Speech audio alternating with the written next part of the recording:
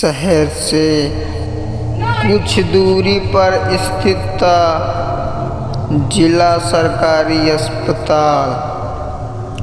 आज़ादी से पहले बना हुआ, लेकिन आज भी चालू। पीली पड़ चुकी दीवारें, जगह जगह से टूटते छज्जे और लंबे बरामदे। अस्पताल के पीछे अलग थलग इमारत थी, पोस्टमार्टम हाउस। वहीं एक कमरा ऐसा था जहां जरूरत के बिना कोई नहीं जाता था। 4 खिड़कियां थी उस कमरे में, एक थी सामान्य और एक हमेशा बंद रहने वाली चौथी खिड़की। इस अस्पताल में नई पोस्टिंग हुई थी डॉक्टर अनन्या वर्मा की। उम्र करीब 31 साल। हाल ही में मेडिकल कॉलेज से फॉरेंसिक एक्सपर्ट बनकर आई थी। ऊपर से आत्मविश्वास, लेकिन भीतर कहीं एक अनकहा डर। पहली बार स्वगृह की ड्यूटी थी। किताबों में बहुत पढ़ा था, पर असली लाशों का सामना नहीं किया था कभी। उसकी मुलाकात हुई शंकर से। पिछले 28 सालों से स्वगृह का सहायक, सफेद यूनिफॉर्म, झुकी कमर, लेकिन आंखों में अजीब सी चेतावनी।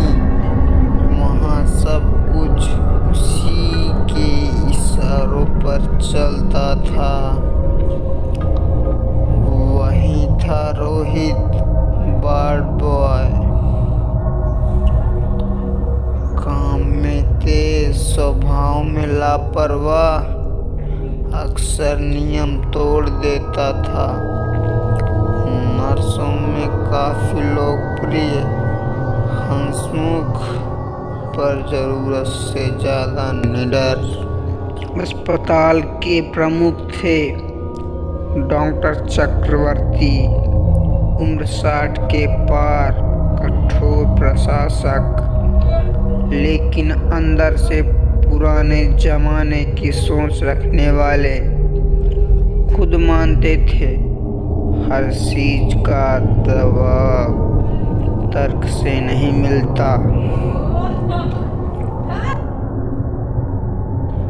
नाइट ड्यूटी संभालती थी नर्स मीना, तेज, सतर्क और अनुभव से भरी। पर स्वगृह के पास ज्यादा देर रुकना उसे भी अच्छा नहीं लगता था। उसने बहुत कुछ देखा था, पर कभी खुलकर नहीं बोली।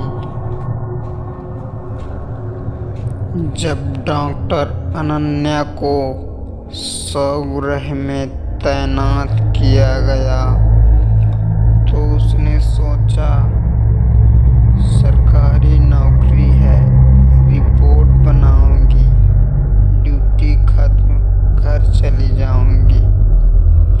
पहली रात अंदर जाते ही शंकर ने उसे रोक लिया। मैडम 3 खिड़कियां खोल सकती हैं, लेकिन चौथी को कभी छुएगा नहीं। अनन्या हंसी। क्यों? वहाँ कोई भूत रहता है? शंकर गंभीर हो गया। जो हंसता है वही सबसे पहले चुप होता है। अनन्या ने बाट टाल दी। पर यहीं से शुरू हुआ वो डर जो उसका हिस्सा बनने वाला था। 6-7 साल पहले इसी अस्पताल में थे डॉक्टर मल्होत्रा, काबिल डॉक्टर, अंधविश्वास से दूर। एक रात ड्यूटी के दौरान उन्होंने चौथी खिड़की खोल दी सिगरेट पीने के लिए। नर्स मीना ने उन्हें देखा। खिड़की खुलते ही जैसे धुआं नहीं, कुछ और अंदर आया हो। डॉक्टर मल्होत्रा की आंखें एक जगह जमी रह गई। ऐसा डर जैसे उन्होंने कुछ देखा हो जो दिखना नहीं चाहिए था। कुछ देर बाद मीना लौटी। डॉक्टर मल्होत्रा वहीं बैठे थे, आंखें खुली, पसीने से तर और नजरें उसी खिड़की पर। उस रात के बाद वो चुप हो गए। ट्रांसफर की अर्जी दे दी, लेकिन ट्रांसफर से 2 हफ्ते पहले उसकी लाश उसी चौथी खिड़की के नीचे मिली, बिना चोट पर वह जमी हुई डरावनी आंखें। इस घटना के बाद आदेश आया, चौथी खिड़की हमेशा बंद रहेगी। अनन्या अपनी ड्यूटी करती रही। खिड़की उसके लिए बस दीवार थी। एक दिन जगह की कमी के कारण अनजाने में एक 100 की टेबल चौथी खिड़की के सामने रख दी गई। उसे नहीं पता था ये गलती किसी दरवाजे को खोलने वाली है। उस रात अमावस्या थी। अनन्या अकेली ड्यूटी पर। अचानक लाइटें झपकने लगी। जनरेटर चालू था। शंकर फुसफुसाया, आज अमावस्या है मैडम, और टेबल भी। रात 2 बजे खिड़की से लोहे पर उंगलियां के घिसने जैसी आवाज। सलाखें धीरे धीरे मुड़ने लगी।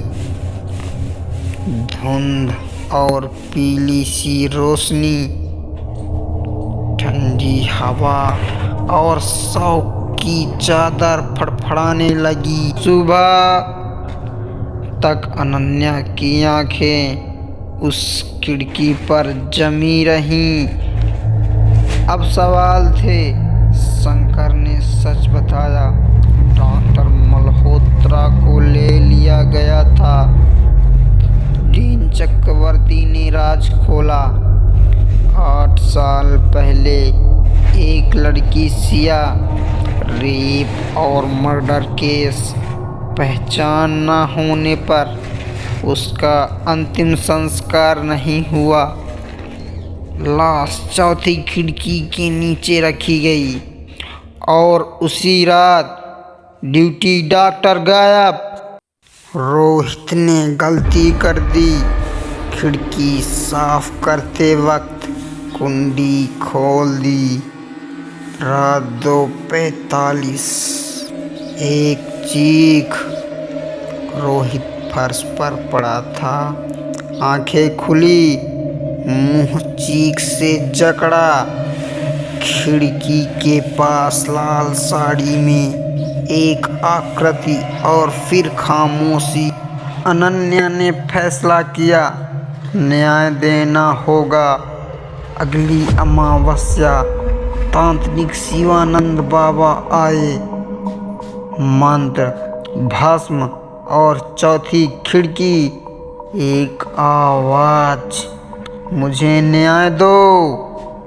जली हुई त्वचा, अध खुले ओठ। वही लड़की अनन्या रो पड़ी। मैं तुम्हें शांति दिलाऊंगी। केस दोबारा खुला, परिवार मिला। गंगा किनारे अंतिम संस्कार। उसी रात चौथी खिड़की खुद बंद हो गई। ना आवाज ना साया। आज भी लोग कहते हैं कुछ आत्माएं तब तक नहीं जाती जब तक उन्हें न्याय ना मिले।